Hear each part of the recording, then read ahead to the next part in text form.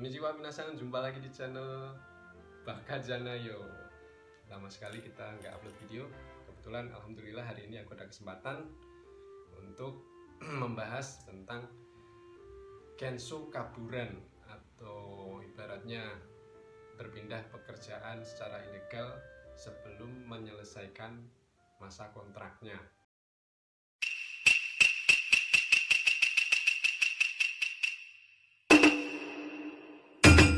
Jadi macam-macam. Kemarin saya banyak sekali dapat DM dari teman-teman kensu di Jepang yang baru magang, ada yang baru 1 bulan, ya kan, ada yang baru 3 bulan, 6 bulan, macam-macam. Intinya mereka tidak betah, seperti katakanlah mendapatkan diskriminasi dan kekerasan secara fisik. Terus banyak juga yang ibaratnya mendapatkan kekerasan secara verbal atau tekanan mental.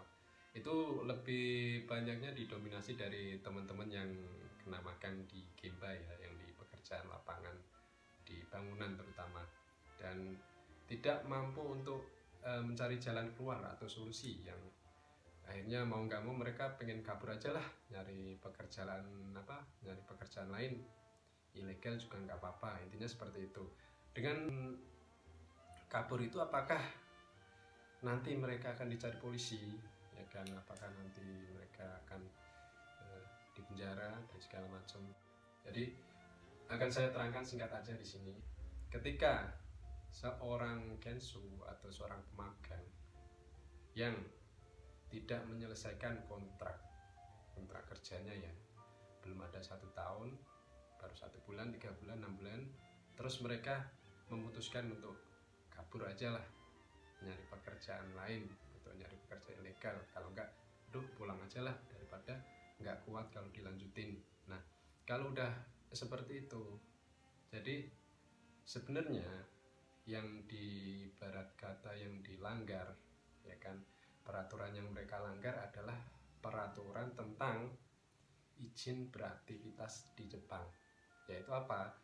Ibaratnya izin tinggal yang tadinya dia ikut komiai, terus izin kegiatan yang tadinya dia magang atau bekerja di suatu kaisa yang dipilihkan oleh komiai, itu kan disalahgunakan dengan dia tidak melanjutkan kontraknya tapi kabur ke tempat lain. Entah nanti kaburnya dia pulang atau kaburnya dia bekerja di tempat lain, intinya tidak melanjutkan kontrak.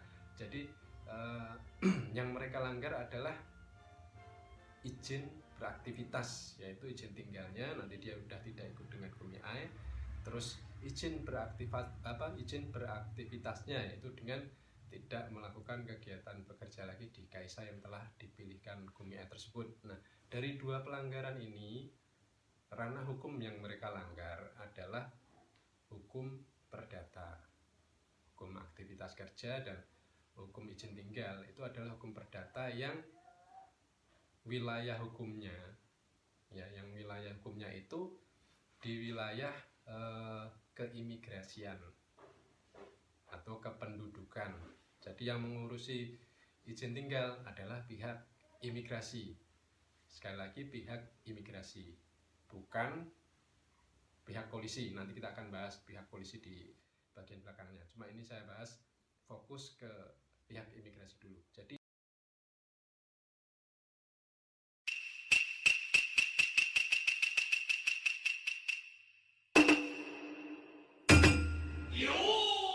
sedangkan yang satu lagi, aktivitas bekerjanya itu, ya kan, aktivitas bekerja yang tadinya Kensuse itu ikut komiai dan ikut satu kaisa, itu kan izin bekerjanya yang mengurusi adalah ada yang namanya OTIT, ya.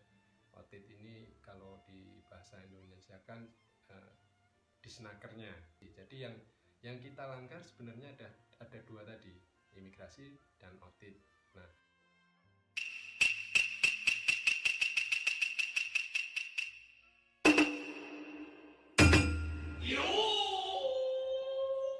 dampaknya, satu, ketika kita itu kabur, paling pertama yang akan terjadi adalah dari pihak komiai, ya, dari pihak komiai kita itu nanti akan melaporkan kita ke imigrasi dan OTIT. Nah, yang pertama imigrasi dulu pasti. Jadi dari pihak KUMI akan menelpon ke imigrasi untuk melaporkan bahwa peserta magang mereka atau peserta Kensu mereka sudah tidak lagi berada di bawah naungan mereka. Ibarat kata, ini Kensu yang tadinya bekerja di tempat saya sudah tidak berada di sini lagi, atau kita bilang aja sudah kabur. Jadi ketika nanti terjadi sesuatu di jalan, entah dia melanggar dengan kegiatan bekerja secara ilegal, entah dia melakukan kegiatan kriminal seperti ibaratnya mencuri atau membunuh, itu nanti pihak KUMI sudah tidak bertanggung jawab lagi. Jadi kalau kita bilang bahasa sederhananya, pihak KUMI ini melepaskan tanggung jawab sebagai hosonin atau penjamin atau orang tua kita di Jepang. Jadi dia melepaskan tanggung jawab, ibaratkan mencoret nama kita dari kakak mereka. Jadi kalau ada sesuatu di luar tempat KUMI atau di luar Kaisa nanti ketika kita sudah kabur, nah itu nanti ibaratnya mereka sudah tidak bertanggung jawab lagi. Jadi ibaratnya bukan melapor, tolong Pak dicari anak ini, pemagang ini atau anak Kensu ini, dia sudah kabur sejak tanggal sekian. Itu bukan. Jadi mereka melaporkan untuk melepas tanggung jawab mereka sebagai hosonin. Ya, hosonin itu penjamin atau sebagai orang tua kita ketika di Jepang. Jadi nama kita ibaratnya udah dicoret dari tanggung jawab KUMI tersebut. Jadi ketika kita melakukan kegiatan kriminal atau kegiatan lain yang merugikan orang lain, atau sampai kita ditangkap polisi, ibaratnya dari KUMI nanti udah tidak bertanggung jawab lagi. Terus dari data katakanlah OTIT juga sama, nanti ibaratnya dicoret juga bahwa si A ini sudah tidak menjadi peserta Gensusi atau magang di KUMI ini. Resiko yang mereka dapatkan adalah dicoret dari data KUMI. Jadi bukan untuk dicari ataupun dijadikan buronan terus dicari sama polisi, itu enggak. Jadi ranahnya lebih ke perdata, yaitu izin tinggal dan izin aktivitas kerja.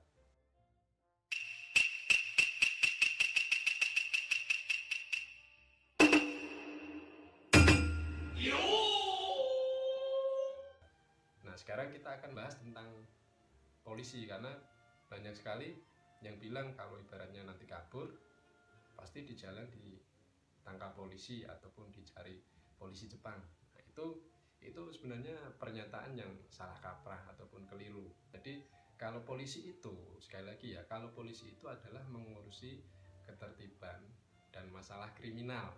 Jadi misalnya nih, kita kabur dari suatu Kaisa atau KUMI, tapi pas kita kabur itu kita nyuri uang Kaisa atau kita nyuri uang temen.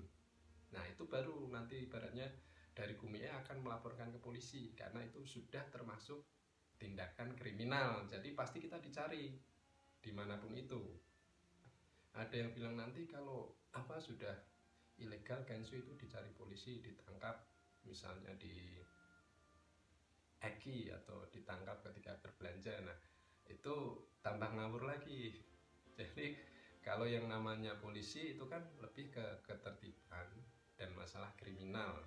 Jadi contohnya seperti ini, kita sudah kabur atau sudah ilegal, sudah enggak ikut KUMI, kita kabur, terus kita katakanlah pindah di prefektur lain, terus kita bekerja misalnya secara ilegal, terus Zario kado kita udah mati atau udah expired. Terus suatu hari pas kita kerja secara ilegal itu kita perjalanan nih, katakanlah dari Eki menuju ke tempat kerja.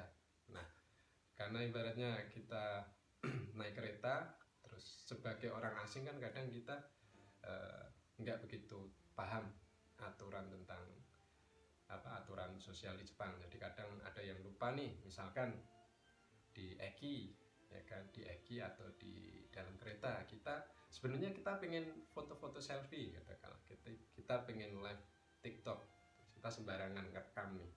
Nah, kalau pas seperti itu orang Jepang di sekitar kita. Kan banyak nih kalau di Iran nih, ada misalkan orang Jepang yang nggak sengaja tertangkap kamera pas kita live, atau yang nggak sengaja pas kita mau selfie dia lewat di depan kita, padahal kita selfie kan. Cuma orang Jepang ini merasa nggak nyaman, katakanlah dia curiga, wah ini ada orang asing nih gaijin ngambil foto, ini nggak sopan. Nanti orang yang lewat tadi akan melapor ke Kobang lah, melaporkan bahwa ada orang asing aneh okasi dia ngambil foto, saya nggak nyaman, tolong dicek. Nah, nanti akhirnya dari pelaporan itu, kalau Kobang kan lokasinya kan jaraknya pasti dekat kan. Nah, akhirnya polisi datang menerima laporan orang Jepang tadi, kita disamperin ya kan. Karena kita itu ibarat kata gaijin atau orang asing, pasti pertama yang ditanyakan oleh polisi tadi adalah identitas kita, Jaryo Kado ya kan, bisa, kalau nggak bisa paspor. Jadi pertama Jaryo Kado ada enggak, misal Jaryo Kado aduh misete saya misalnya. Kalau kita udah kabur kayak tadi, terus Jaryo Kado udah mati, expired, kan kita pasti ditanya polisi seperti itu, takut. Misalnya kita terpaksa menunjukkan ya kan, ditunjukkanlah Jaryo Kado yang udah expired, polisi pasti langsung lihat kan, nah ini kok udah overstay kan, udah habis izin tinggalnya. Nah kalau udah seperti itu, polisi pasti akan ibaratnya membawa kita ke Kobang atau ke kantor polisi terdekat, bukan untuk ditangkap, dipenjarakan, bukan sebenarnya. Jadi ketika terjadi penertiban seperti itu, ketika kita izin tinggalnya udah habis, nah nanti polisi akan menelpon pihak imigrasi, jadi kita pasti dibawa ke Kobang. Nah dari Kobang nanti polisi akan menghubungi pihak imigrasi untuk menjemput kita untuk dipulangkan atau dideportasi. Jadi kronologinya kurang lebih seperti itu.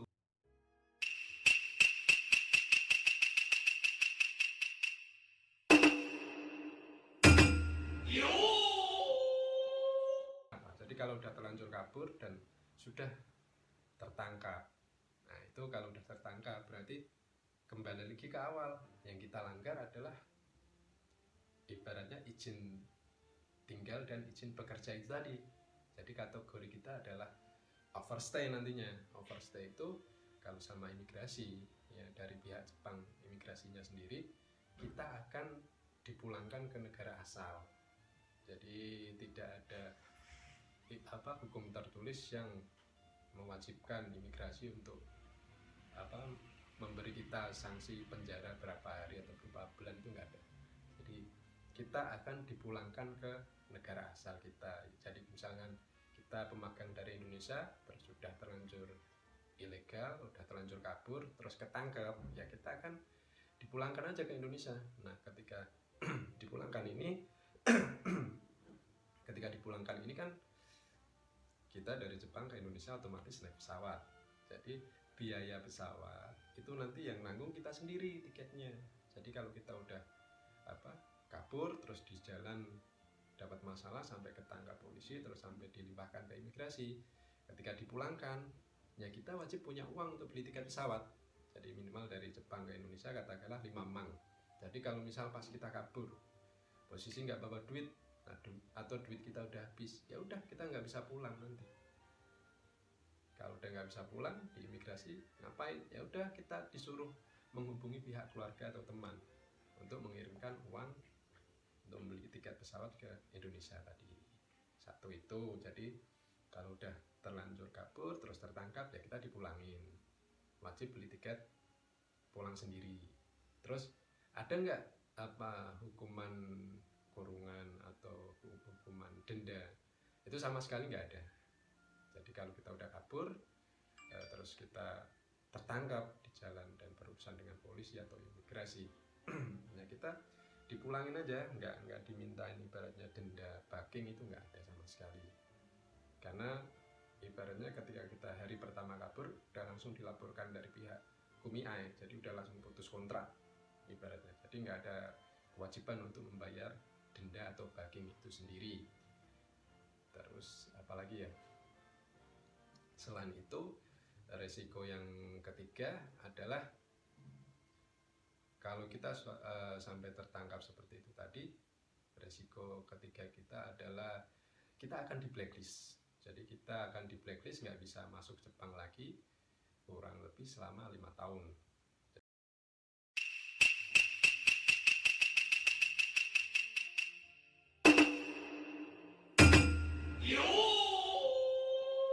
Oke, sementara mungkin cukup itu dulu. Terima kasih sekali udah nonton video ini. Semoga bisa membantu. Untuk yang mau menanya lebih banyak, lebih lanjut, tak kasih ini ya, tak kasih nanti di akhir video ini ada, tak kasih deskripsinya, kontaknya ada WA, ada LINE, juga ada Instagram, aku share, lihat aja di monitor ini. Pokoknya tetap semangat di Jepang, tetap bekerja, ganbate nih, ja, mata.